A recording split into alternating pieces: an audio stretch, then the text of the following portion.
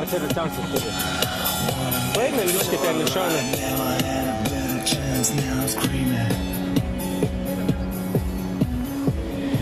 Sakykit, kodėl duoti kraujo yra taip svarbu?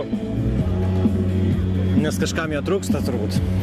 Ir labai kritiniais momentais, kai reikės greit ir čia ir dabar turėti to vienos ar kitos grupės. O kaip jūs jaučiatės davęs kraują?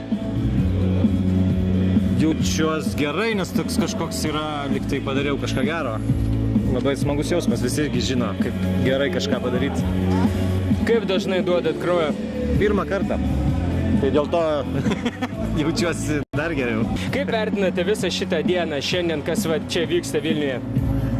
Aš manau labai gerai, nes tokius kaip aš, kurie niekaip neprisirengdavo jau porą metų nueiti arba kažkaip tai nuvažiuoti į tą centrą ir duoti to kraujo, jie eina pro šalį ir pamato ir duoda, tai kaip aš. Tai čia aš girdėjau, ne vienas toks žmogus buvo, kuris ėjau, pamačiau, daviau.